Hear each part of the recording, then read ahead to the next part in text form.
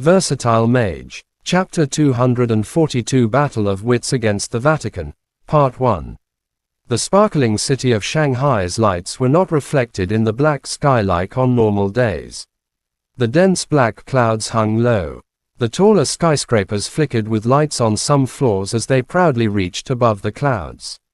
The tops of the skyscrapers were no longer visible.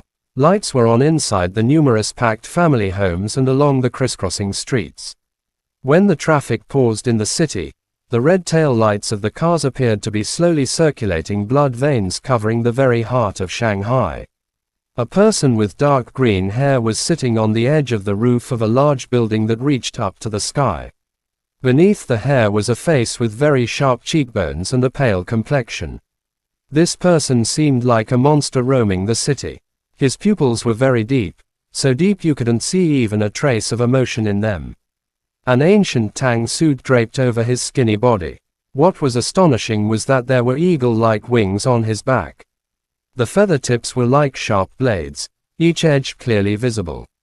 The wings were currently in a retracted state, but it was easy to tell they were very sturdy and well made.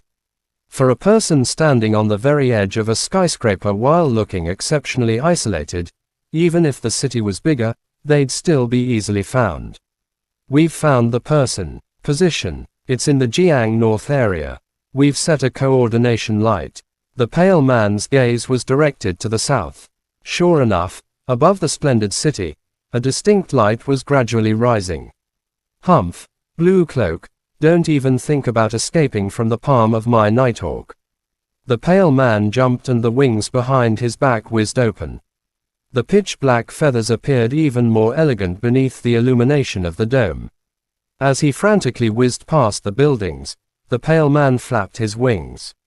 He was flying steadily in the sky, not very high up nor very low, soaring just above the black clouds. Leaning slightly to the side, he left a wind trail like a hurricane as he passed through the large buildings in Shanghai. All of the colossal towers that went through the clouds were now behind him as he swept past the skies of Wangpu River like a wild goose.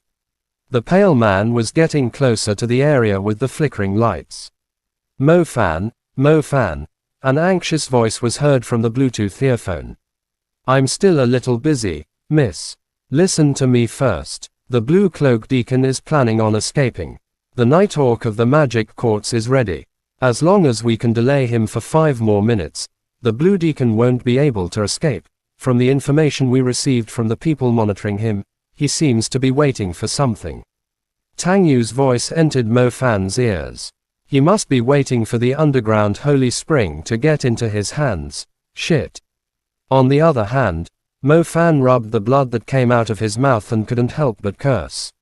Lightning strike's paralysis effect had given Mo Fan a little time to rest. His current situation, however, did not look very favorable. Oh, Tang Yu, I wasn't cursing at you.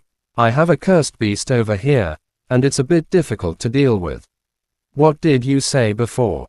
Mo Fan was as daring as a skilled person, still finding the time to talk while in the middle of a battle. I see. The Blue Deacon is waiting for the Grey Cloak Priest to finish his mission. That's why he was willing to take the risk to stay. Mo Fan, our capture operation still needs another 5 minutes. You must delay them. Force them to take another 5 minutes of risk for you. Tang Yu said. Mo Fan didn't quite understand. Since they had already found the person, couldn't they just go straight to him? Why did they need 5 minutes to prepare? Was it because they wanted to make the web bigger so they could catch everything? Or because the objective was in a lively area and a battle could potentially involve innocent civilians? No matter the reason, Mo Fan knew he had to buy some time. It appeared that Yuang had indeed exchanged words with someone a moment ago. That person must be the Blue Cloak Deacon. Sir Priest, there's only a drip of underground holy spring within the Shadow Beast. Furthermore, it seems to have dried up. We've been played by this kid. Outside of the colossal iron cage, Fu Tianming and Jia Wenqing ran over, their faces flustered.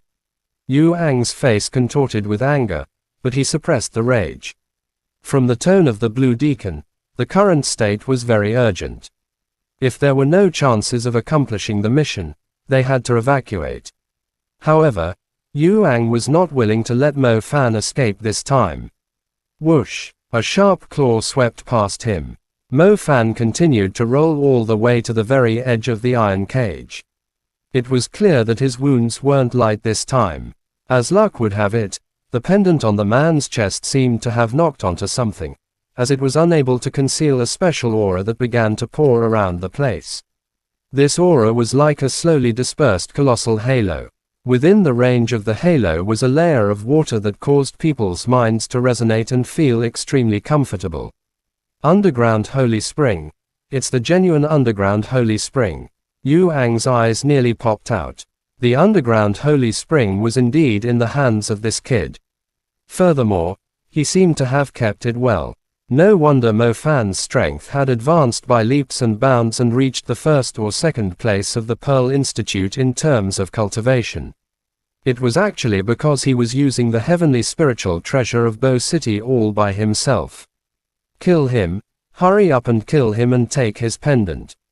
Yuang went crazy. Yuang recalled concealing himself in Bo City. One reason was because he was acting as a spy, and the other, more important reason, was because he was supposed to steal the underground Holy Spring. Master Salin had said it before. He wanted to take the underground Holy Spring to start a ceremony. He wasn't interested in the cultivation effect it gave. If Yuang was able to steal the underground Holy Spring, then he could have it for himself after the ceremony finished. Yuang had dreams of a meteoric rise many times. In the end, all he obtained was half of his face rotting. After seeing the genuine underground Holy Spring, Yuang's eyes had turned thoroughly red. Master Deacon, it is the genuine underground Holy Spring. It's within the kid's pendant. If Master Salin knew of this, he would definitely be extremely happy. Shit. Hurry up and steal it then, hurry. From the other end, the Blue Deacon sensed something was wrong and began to roar at Yuang. Yuang naturally didn't know just how serious the situation was.